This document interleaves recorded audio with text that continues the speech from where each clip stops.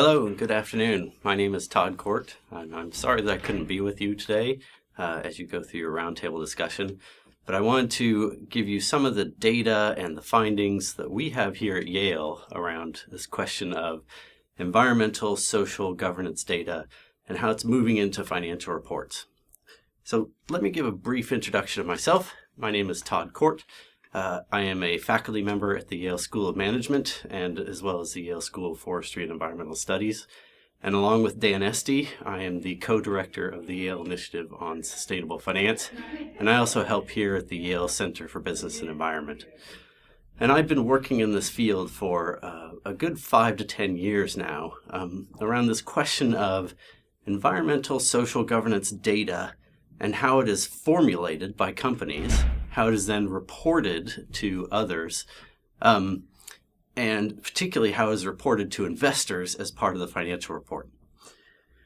So let me summarize some of the findings of our research, and then I'll discuss one particular bit of research that Dan and I have been involved in, along with Diane Strauss, our research director, and then finish off with just some thoughts on the future of the questions that remain for investors and for corporations going into the next year up to 3. The first bit of research or findings that we've had is around the methodological quality of environmental social governance data, or ESG data. And what Dan and I have found through our research is that we have a lot of methodological issues with the data that is being generated by corporations today. This includes lack of verification. It includes differences in the way that data is collected by corporations, differences in how it's reported, and generally it creates a lack of faith by investors in the quality of that data. It's very difficult to make investment decisions if you don't believe what the data is telling you because you don't believe in the data itself. And there are a number of initiatives and efforts going on today to try and improve the quality of that data, but those efforts are still underway. So we have a fundamental challenge still on the methodological quality of data. And one area of particular interest for us is around standards for those methodological quality.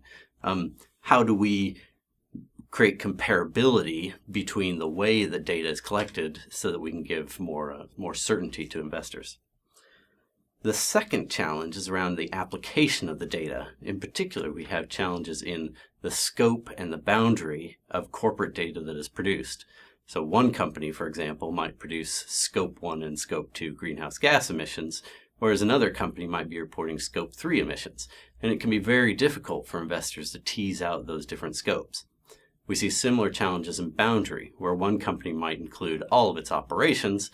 Another company might only include operations in, say, the United States and Europe. And again, it can be difficult to tease out these differences in boundaries. And this makes overall the challenge of finding comparable data where I can say that company A is performing significantly or meaningfully different than company B.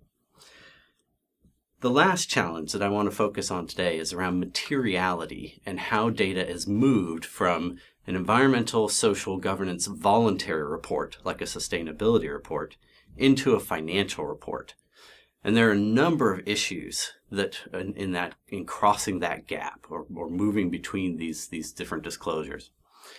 So one of the issues that we've been studying most recently in partnership with GRI and the World Business Council for Sustainable Development and Ceres and others focuses on the process by which a company will assess environmental and social information in order to put it into a financial report. Or in other words, if I have an environmental aspect, an environmental issue, how do I decide that it is material enough to disclose to investors as opposed to disclosing it to a broader set of stakeholders through a voluntary report? And this has implications. To move data into a financial report, especially into the financial statements of a report, has legal implications, it has investor and financial implications, and so this is an important decision and one that companies have been reluctant to be on the forefront of because of these implications. So we started to look at this process. How do you assess what is material in environmental and social context? And then how do you assess that same information as material in a financial report?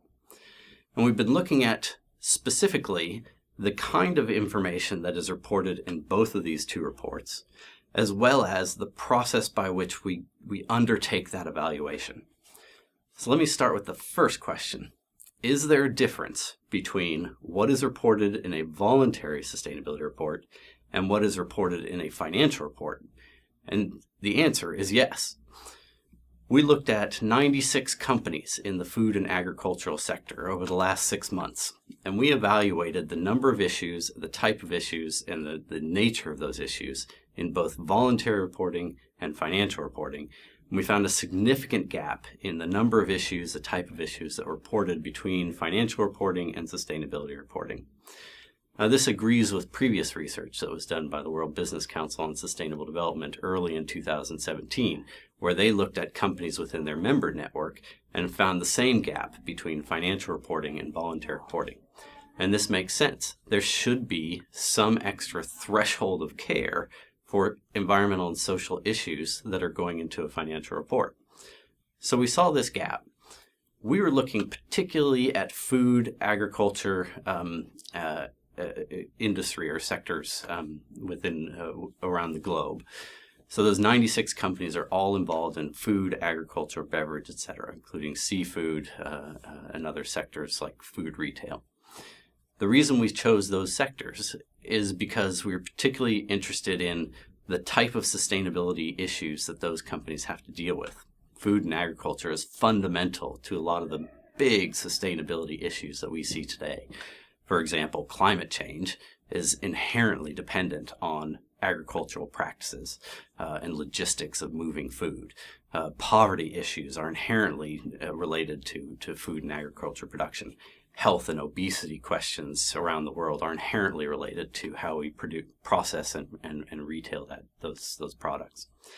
So that was one reason we looked at agriculture, food, and beverage. The second reason is because this sector is going through an enormous amount of change in terms of financials. We see a great deal of acquisition and merger going on vertically within the sector as companies try to diversify and grow through acquisition. And that creates an opportunity in financial reporting for what issues, what environmental and social issues are going to make it up to the level of a financial report. So we found 96 companies, or we looked at 96 companies in the sector. We found this big gap between what issues are reported in one report or the other. A couple of the commonalities are climate change is reported in both voluntary reports and financial reports, but it's discussed in very different ways. On the one hand, climate change in sustainability reports is discussed in terms of greenhouse gas emissions and mitigation efforts, target setting for lower carbon emissions, even alignment with the Sustainable Development Goals and its efforts to reduce climate change impacts. But in the financial report, climate change is usually reported as a risk associated with severe weather. That might be severe weather on agricultural production, or it might be severe weather impacts on logistics and supply chain. But usually it was associated with a specific aspect of the adaptation of climate change and not the mitigation or the other risks associated with climate change. Outside of climate change, we actually saw very little overlap. There were a couple of companies or some companies that would talk about these issues in both reports in a substantive way, but it dropped substantially when moving into the financial report. So this led us to a second question, which is, what are the processes that are being used by these companies to move issues into the financial report?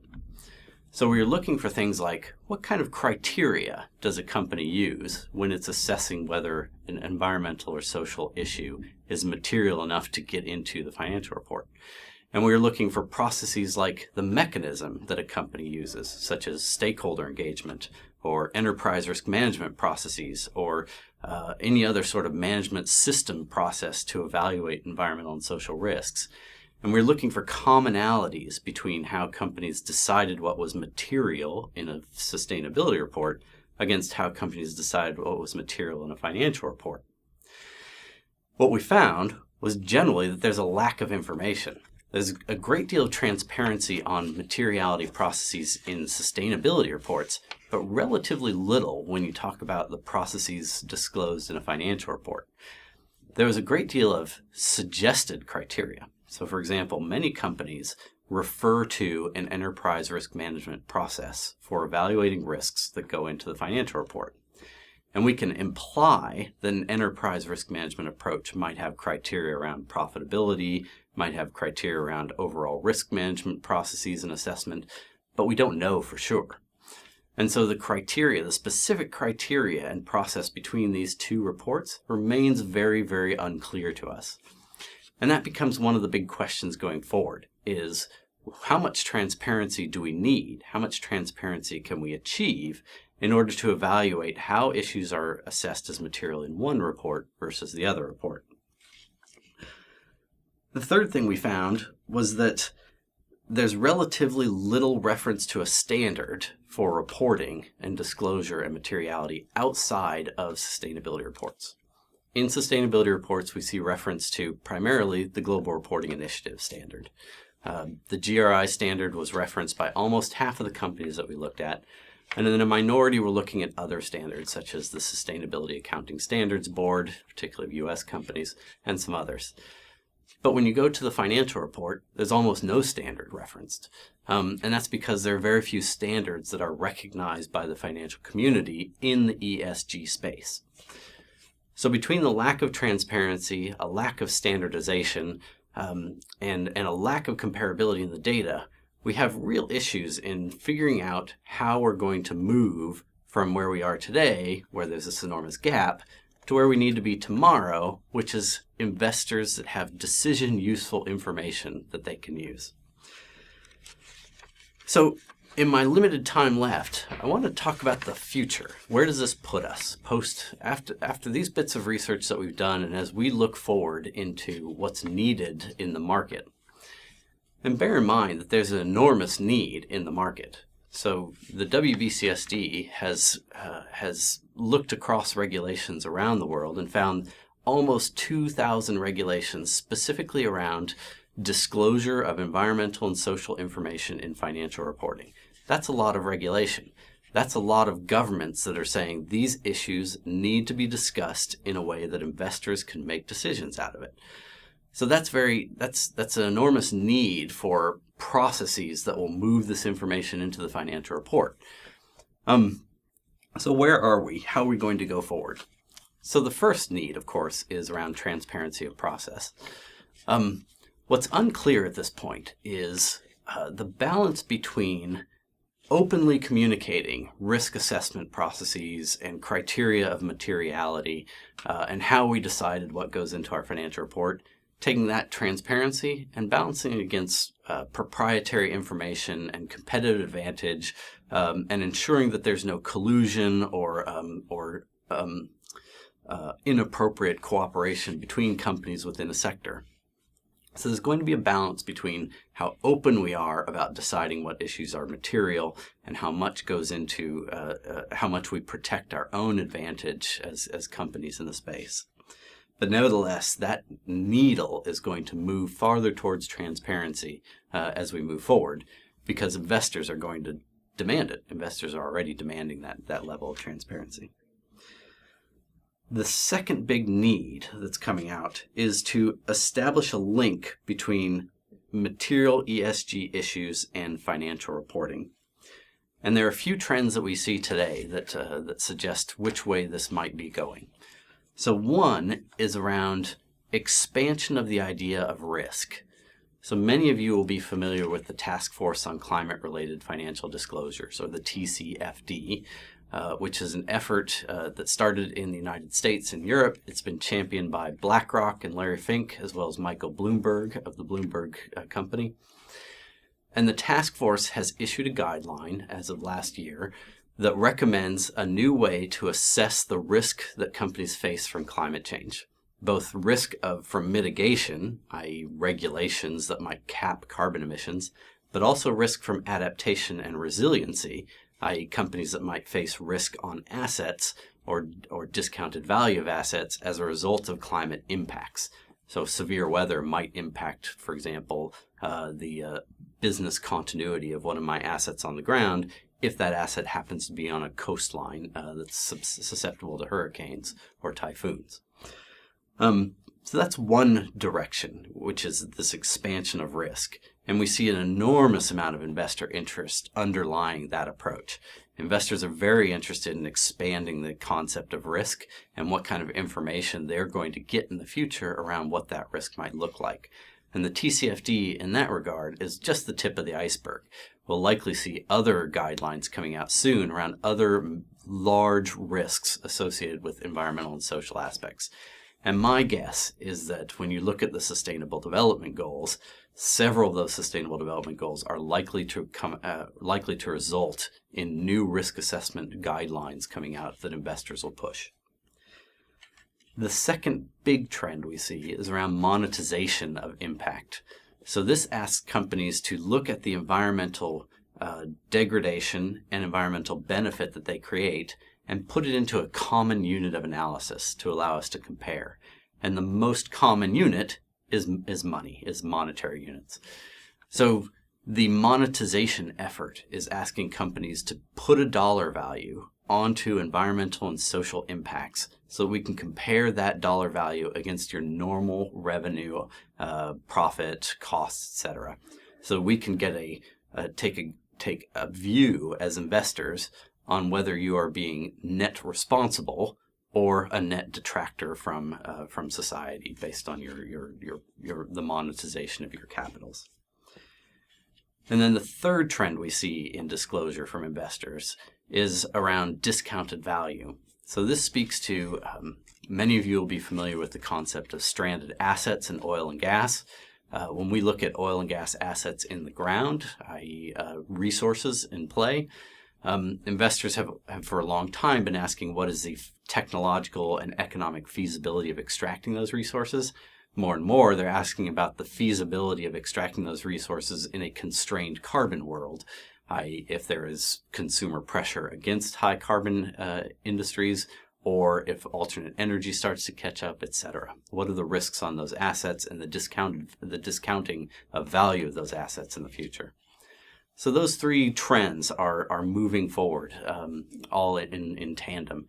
It's unclear which will go first or which will be most significant. In reality, it's likely that companies will have to face all three of these as they're starting to think about what is material and what is material in the financial report and how they'll be disclosing that information to investors in the future.